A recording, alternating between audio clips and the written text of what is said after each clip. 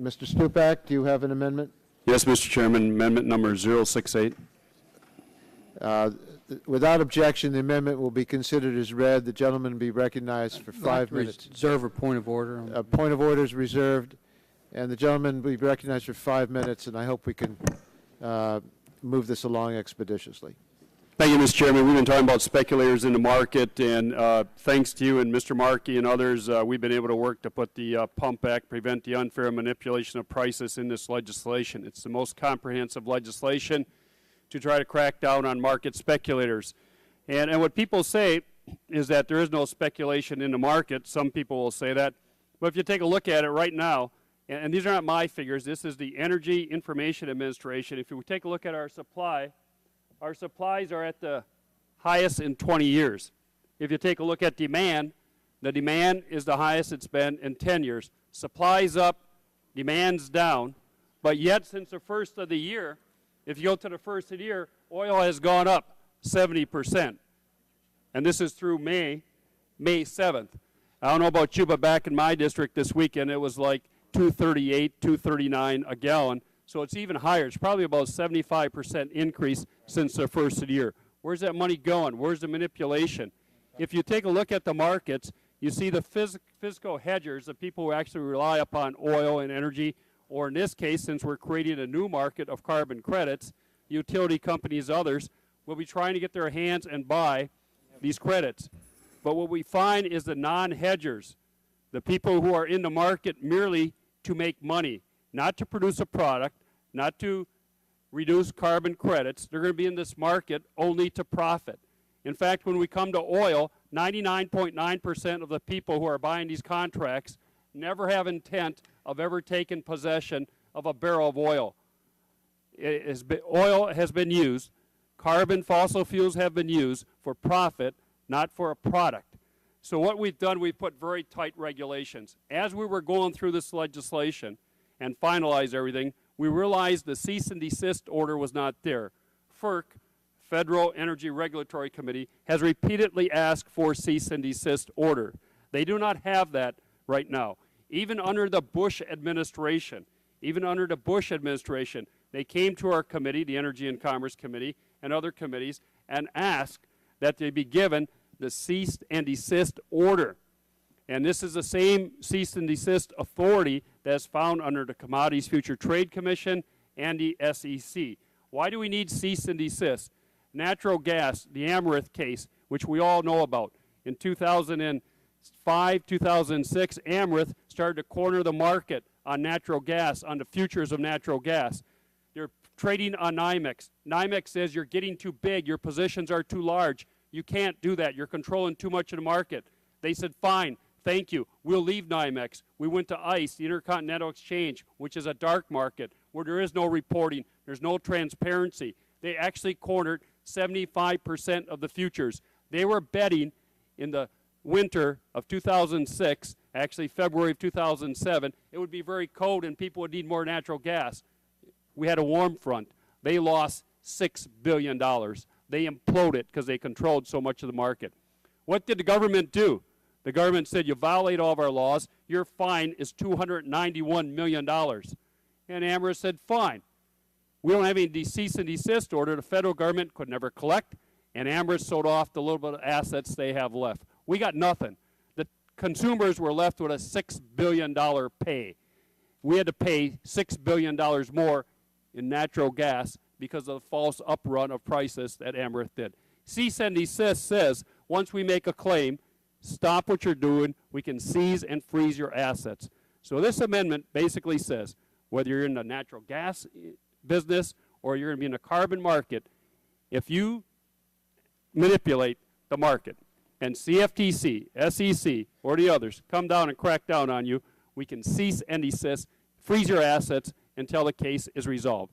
And it's a long amendment, it's 13 pages, because there's appeal rights and everything. We preserved every right there is. Once we bring an action, cease and desist selling off your assets until it is reserved. And if you think SEC or the FTC has done it wrong, you have a right to go to court to appeal that cease and desist order.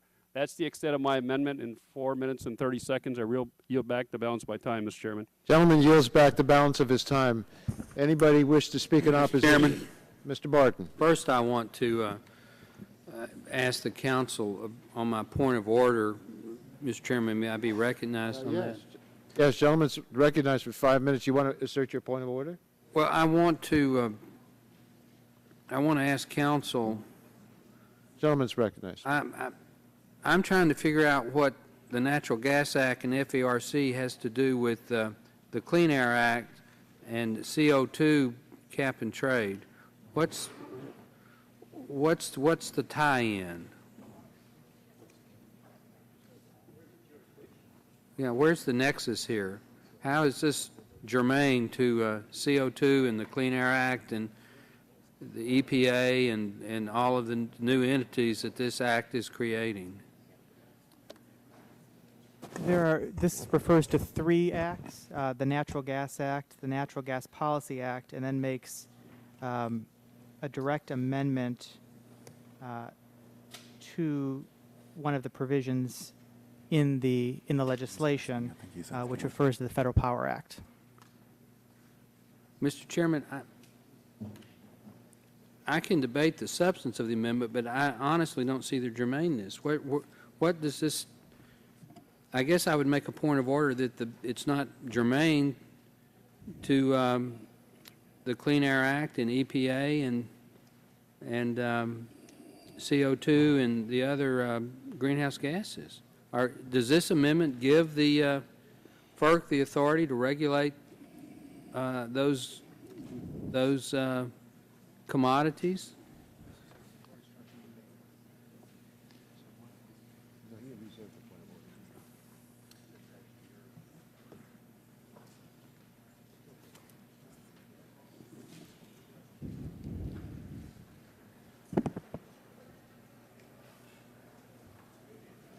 I guess I can just assert a point of order that it's not germane. Well, we're I haven't heard trying. an answer to. Well, Mr. Chairman, if you take a look at the last page, page 10, we refer to Section 401B3C3 of the Federal Power Act by adding Section 341. And we struck out the part, insert the act, therefore the Federal Power Act, which is the controlling act, along with the Clean Air Act, in this whole legislation. That's the germaneness to this legislation, and that's our germaneness on this deal. Well, the chair is trying to get a parliamentary opinion on the matter before I make any ruling. Just trying to assist the chair. That was very helpful. And it seems to me we have several different acts referred to in the legislation before us, and when you have a number of laws that are under consideration, it does bring in additional policies that could be germane because of that fact. But I don't want to make a ruling without getting a parliamentary interpretation. Would the so let's just wait a minute and let me see what I can find out. Mr. Chairman, if I may also, underneath this bill, we have given FERC, in the language even before I amended it, the right to regulate the carbon markets. So what this amendment is doing is really making a uniform standard for all parts and all regulations of FERC, whether it's natural gas or the carbon markets. So we had already given FERC the authority to regulate carbon markets in the legislation. The cease and desist order is making sure we're applying a uniform standard, whether it's natural gas, whether it's the Federal Power Act, or whether it's the carbon markets on cease and desist. An authority the FERC did not have, but have repeatedly asked for, even going back to the last administration. I tend to think you're right, but I'd like to get a ruling by the parliamentarian, and I'm not sure if we can do that right now. Would the, if there's no objection, I'd just like to put aside this amendment until we get that ruling. That'd be appropriate with me, Joe? Yeah, Sure. Mr. Okay. Green? Mr. Chairman, I'd just like to make sure when we take it up again, we have adequate debate time and after ruling on the. Oh, if it's real germane, I'll give you some of my time if I have to. Okay. I'm assuming you and I are on the same side on this, but I may be. Well, we wouldn't want to deprive members of making their arguments, so we will have the debate continue.